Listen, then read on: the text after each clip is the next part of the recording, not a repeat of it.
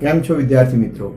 હું નવીન પટેલ મારી channel maths with નવીન પટેલમાં આપ સૌનું સ્વાગત કરું છું. આજે આપણે ધોરણ 12 ચેપ્ટર 1 સંબંધ અને વિધેયમાં સ્વાધ્યાય 1.1માં દાખલા નંબર 4 થી શરૂઆત કરીશું. હવે જોઈએ આપણે દાખલા નંબર 4. સાબિત કરો કે R પર વ્યાખ્યાયિત સંબંધ S AB જોડી કે જ્યાં A is less than equal to B એ સ્વવાચક અને પરંપરિત સંબંધ છે પરંતુ સંમિત સંબંધ નથી. તો આપણે અહીંયા જુઓ, આપણો સંબંધ S છે એ R પર આધારિત છે, એટલે R પર વ્યાખ્યાયિત છે. એટલે એનો મતલબ કે S is subset of R cross R છે. તો એનો મતલબ કે આપણો પ્રથમ ઘટક એ જોડીનો જે પ્રથમ ઘટક A A belongs to R થશે, B પણ belongs to R થશે. એટલે કે તેથી A belongs to R, B belongs to R. અને જે શરત છે A is less than equal to B, જો આટલું પૂરું શરતોનું પાલન થતું હોય તો AB જે જોડી છે એ belongs to S સંબંધ થાય. હવે આપણે દરેક A belongs to R માટે આપણે વિચારીએ. આ R માંથી આપણે કોઈ પણ A લઈએ તો એના માટે જોઈએ તો A is less than equal to A એ સત્ય છે. A ઇક્વલ થાય, લેસ ધેન ના થાય, પણ less than equal to double શરત છે, એટલે કે લેસ ધેન હોય અથવા ઇક્વલ હોય તો પણ ચાલે. અહીંયા આપણે A ઇક્વલ ટુ A થાય છે, એટલે એના કારણે આ આપણી શરતનું જે પાલન થાય છે, એટલે કે આ વિધાન સત્ય છે. અને જો આ સત્ય હોય તો એનો મતલબ કે દરેક A belongs to R માટે A જોડી જે છે એ belongs to S થાય, માટે S એ સ્વવાચક સંબંધ છે. બરોબર? હવે જોઈએ, ધારો કે A is equal to 1 અને B is equal to 2 લઈએ તો એવા સંજોગોમાં A is less than equal to B સત્ય સાબિત થાય, કારણ કે લેસ ધેન થશે, ઇક્વલ ટુ નહીં થાય. પણ A ની કિંમત A is equal to 1 છે, એ B is equal to 2 કરતા નાનો હોય, એટલે A is less than B થાય. એટલે કે લેસ ધેન ઇક્વલ ટુ છે એટલે અથવામાં હોય, A less than B છે અથવા A equal to B છે. તો બંનેમાંથી એક શરતનું પાલન થતું હોય તો એ વિધાન સત્ય કહેવાય. તો અહીંયા આપણે લેસ ધેન નું શરતનું પાલન થાય છે, એટલે કે 1 is less than 2 છે, તો અહીંયા A is less than B સત્ય છે. પરંતુ હવે એનું ઉલટી વાત કરીએ આપણે તો કે B is less than A થાય, તો કે B is equal to 2 છે, A is equal to 1 છે, તો કે 2 છે એ 1 કરતા નાનો ન થાય, બીજું ઇક્વલ પણ ન થાય. તો એનો મતલબ B is less than equal to A સત્ય નથી. ત્યારબાદ આપણે કરીએ 1 2 belongs to S હોય, પરંતુ એટલે કે આપણે 1 2 જે જોડી લીધી એ belongs to S થાય છે, પરંતુ એનાથી ઉલટું આપણે જે B less than equal to A સત્ય નથી, એટલે કે 2 1 જોડી જે થાય એ does not belongs to S થાય. એટલે એનો મતલબ કે S એ સંમિત સંબંધ નથી. હવે ધારો કે આપણે AB belongs to S લઈએ અને BC belongs to S લઈએ તો એવા સંજોગોમાં આપણે કઈ શરતો મળે? તો કે A is less than equal to B થાય અને B is less than equal to C થાય. તો હવે આને એક જ સીધી લીટીમાં આપણે ગોઠવીએ તો A is less than equal to B less than equal to C થાય.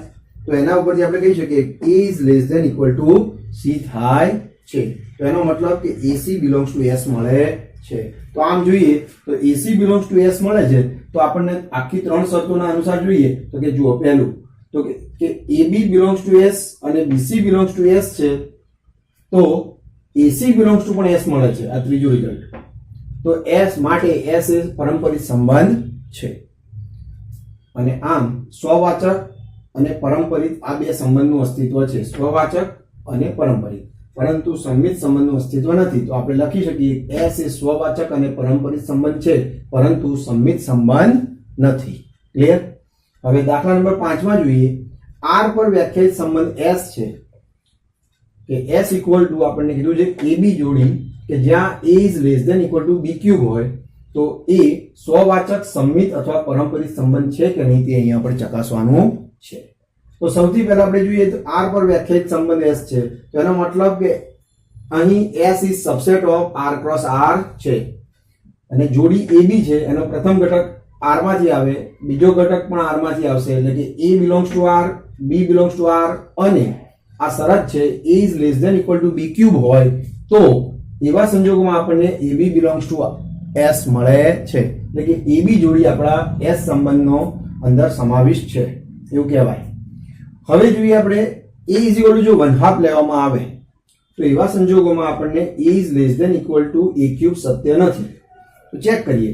a ઇઝ ઇક્વલ ટુ 1/2 લઈએ અને a ક્યુબ બરાબર આપણે 1/2 નો ક્યુબ થશે, તો 1/2 નો ક્યુબ એટલે 1/8 થાય.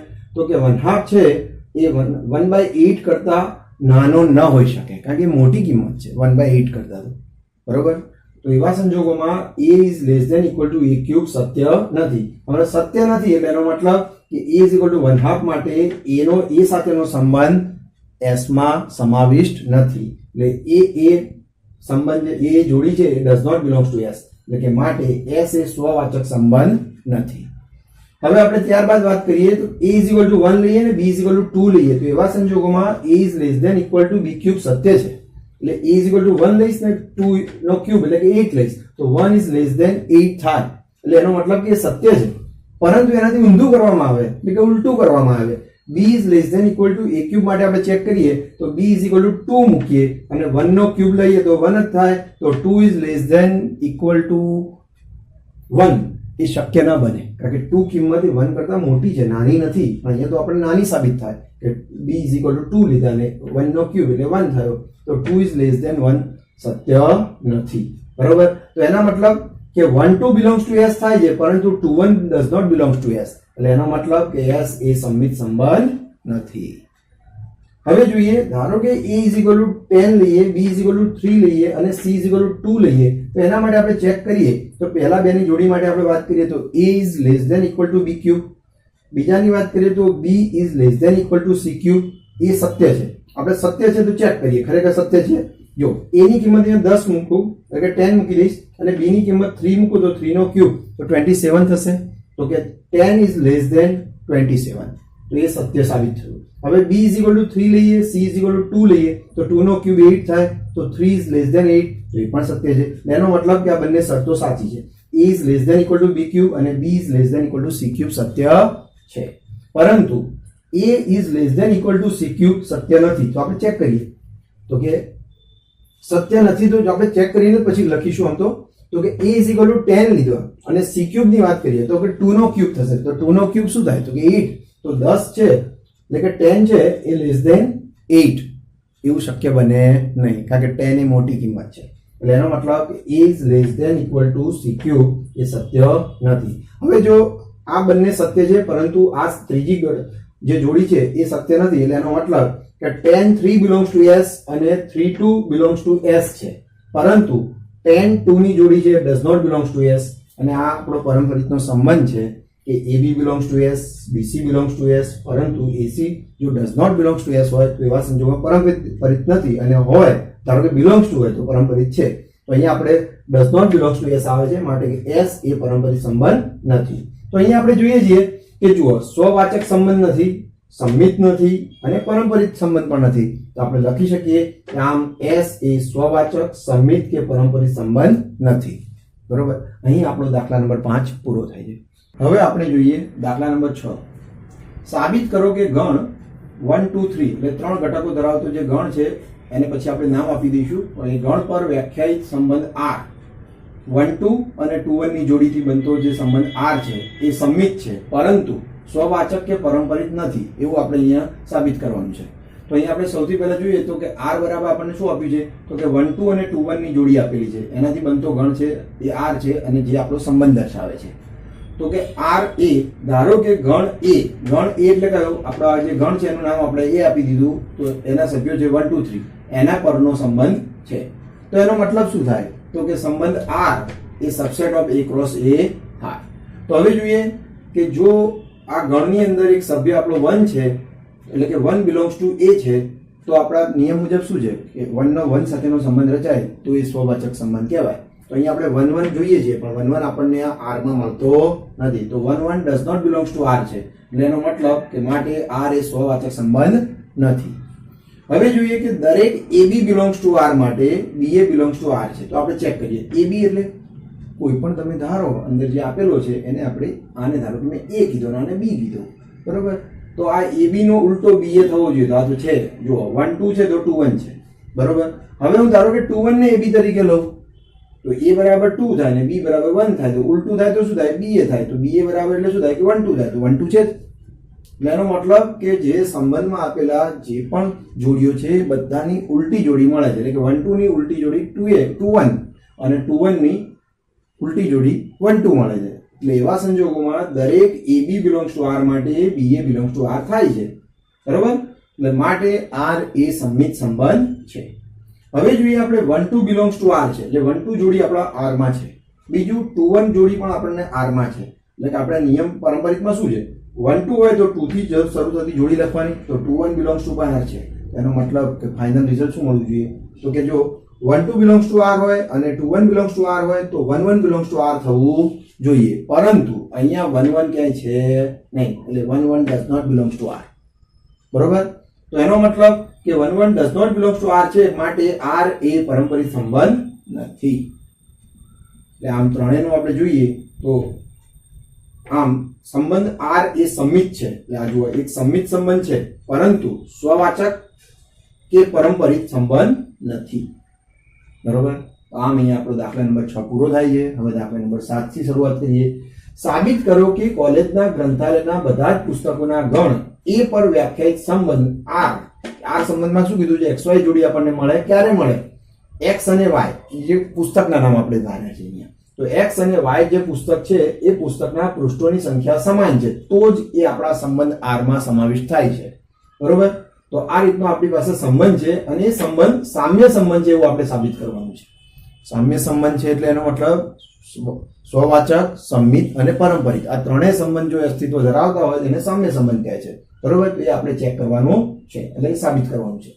તો અહીંયા આપણે સૌથી પહેલા સ્ટાર્ટ કરીએ. એ શું છે? ગણ એ એટલે કે એક કોલેજના પુસ્તકાલયના પુસ્તકોનો ગણ છે. બરોબર? ગ્રંથાલય કહો કે પુસ્તકાલય કહો, બંને સેમ વસ્તુ. બરોબર? એટલે એક કોલેજના પુસ્તકાલયના પુસ્તકોનો ગણ છે. બરોબર? હવે આ ગણ ને આપણે એ કીધો અને આ એ છે એના ઉપર આપણો સંબંધ R રચાયેલો છે. બરોબર? એટલે એનો મતલબ કે સંબંધ R is subset of A cross A થાય. બરોબર? તો એનો મતલબ કે આ પ્રથમ A માંથી આપણો X આવશે, બીજા A માંથી આપણો Y આવશે. એટલે કે પહેલું પુસ્તક X છે, બીજું પુસ્તક આપણું Y છે. તો આ બંને A માંથી આવે, A એટલે કે પુસ્તકાલયમાંથી આવે. બરોબર? અને આ પુસ્તકો X અને Y ના પૃષ્ઠો એટલે કે પાનાની સંખ્યા જો સમાન હોય તો XY બિલોંગ્સ ટુ R થાય છે. આ એક શરત છે, એનું પાલન થાય. એટલે X અને Y ના પૃષ્ઠોની સંખ્યા જો સમાન હોય, એક શરતનું જો પાલન થતું હોય તો એવા સંજોગોમાં આ XY પુસ્તકોની જે જોડી મળે એ આપણા બિલોંગ્સ ટુ R થાય, એટલે કે આપણા સંબંધમાં રચાય છે. બરોબર? અથવા X અને Y વચ્ચે સંબંધ રચાય છે એવું આપણે કહી શકીએ. ક્લિયર? હવે જોઈએ કે દરેક X બિલોંગ્સ ટુ A માટે, એટલે આ A માંથી કોઈ પણ X આપણે લઈએ, આપણે પ્રથમ જે પ્રદેશ છે એમાંથી કોઈ પણ X લઈએ તો એના માટે જોઈએ તો X અને X એક જ પુસ્તક થાય.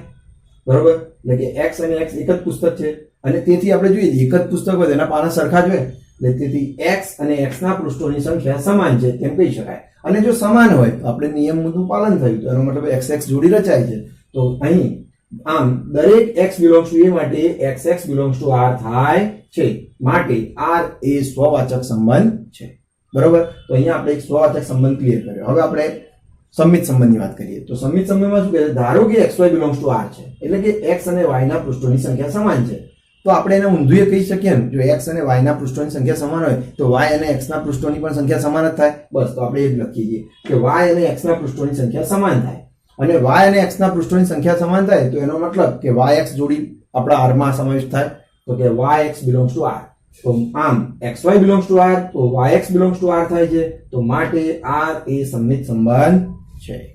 ક્લિયર? તો આમ અહીંયા આપણને બીજો સંબંધ પણ પ્રાપ્ત થાય છે, એટલે કે R એ સંમિત સંબંધ છે. બરોબર?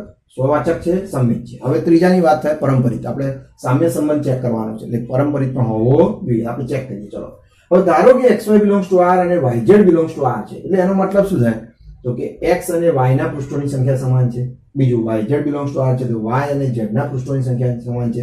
તો આપણે સમજી શકીએ X ના પૃષ્ઠોની સંખ્યા બરાબર Y ના પૃષ્ઠોની સંખ્યા અને Y ના પૃષ્ઠોની સંખ્યા બરાબર Z ના પૃષ્ઠોની સંખ્યા. તો એનો મતલબ X પુસ્તક અને Z પુસ્તકના પૃષ્ઠોની સંખ્યા સમાન થાય. તો બરોબર, આપણે એ જ લખ્યું છે કે તેથી X અને Z ના પૃષ્ઠોની સંખ્યા સમાન થાય છે. તો કે માટે XY બિલોંગ્સ ટુ R થાય, માટે R એ પારંપરિક સંબંધ છે. તો આમ આપણે પરિણામ નંબર 1, પરિણામ નંબર 2 અને પરિણામ નંબર 3 જે પારંપરિક સંબંધ છે જેને આપણે પરિણામ નંબર 3 કહીએ. તો આ ત્રણેય ઉપરથી આપણે કહી શકીએ કે 1 અને 2 અને 3 પરથી આપણે કહી શકીએ કે R એ સ્વવાચક, સંમિત અને પરંપરિત સંબંધ હોવાથી એ સામ્ય સંબંધ છે. તો આમ અહીં આપણો દાખલા નંબર 7 પૂરો થાય છે. દાખલા નંબર 8 આપણે નેક્સ્ટ લેક્ચરમાં લઈશું.